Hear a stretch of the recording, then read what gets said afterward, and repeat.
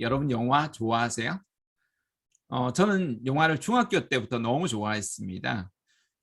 왜냐하면 제가 살아가는 어떤 삶의 모습이라는 것은 비가 오면 100% 이제 비가 새거든요. 물이 버스다 보니까 버려진 버스에서 물이 다 새고 나가면 바로 진흙벌이거든요. 그게 너무너무 싫었습니다. 그래서 영화관에 가면 2시간 정도의 어떤 현실을 잊게 만드는 거예요. 그래서 영화라는 판타지 안에 빠져서 이렇게 늘 살았는데요.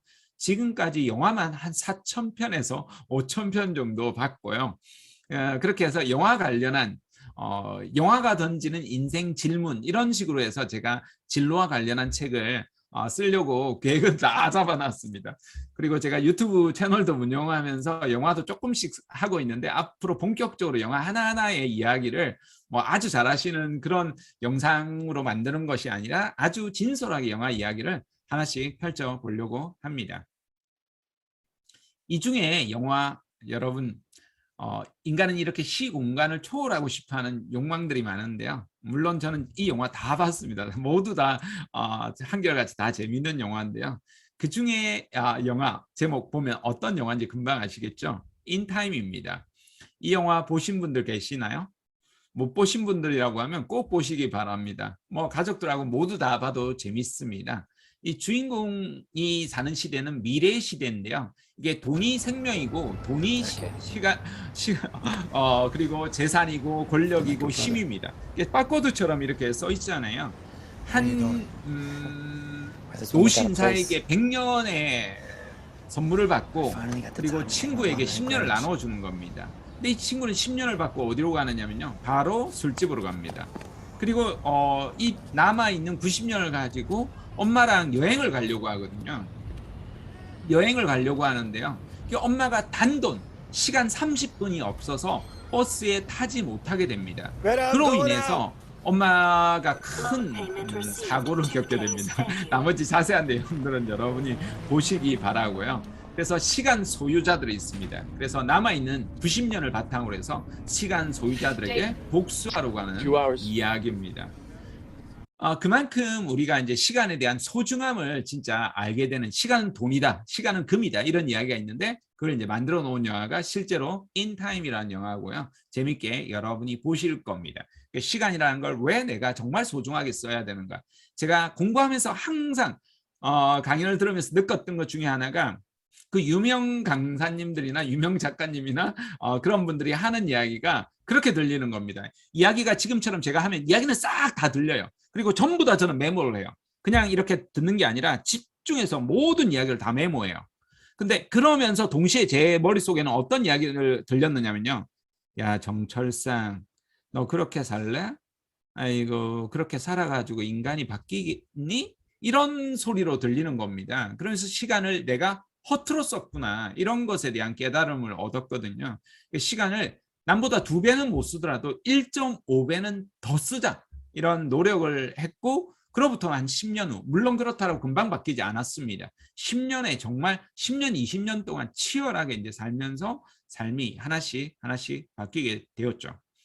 영화 어떤 영화인지 금방 아시겠죠? 맞습니다. 벤자민 버튼의 시간은 거꾸로 흐른다. 우리 아까 직선적 시간관을 이야기했잖아요. 우리가 과거로 되돌아갈 수 없단 말이에요. 내가 80대 노인에서 20대 몸으로는 절대로 돌아갈 수 없는 거예요. 억만금을 준다라고 해도 그건 불가능한 일이에요. 물론 미래에 완벽한 뭐 유전자 조작이 가능하다라면 그런 미래가 온다라면 가능할 수도 있겠죠. 영화적 상상으로 본다라면. 지금 이 브래드 피트예요. 분장한 사람은 80대 노인의 몸으로 태어나는 거예요. 이 앞에 있는 아이는 7살 동갑내기예요. 데이지란 아이예요. 이 데이지를 운명처럼 사랑에 빠집니다.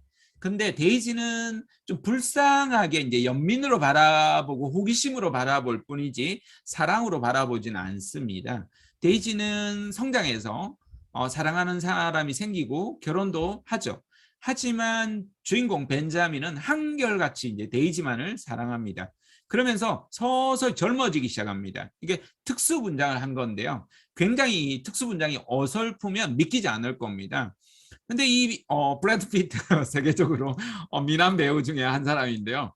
서서히 젊어지는데 40대, 50대, 40대, 30대로 가는데 엄청난 환희가 느껴지는 겁니다. 서서히 젊어지는 거예요.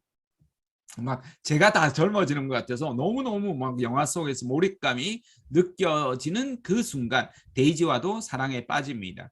근데 문제는 데이지는 계속해서 늙어갑니다. 할머니가 되어 가는데요.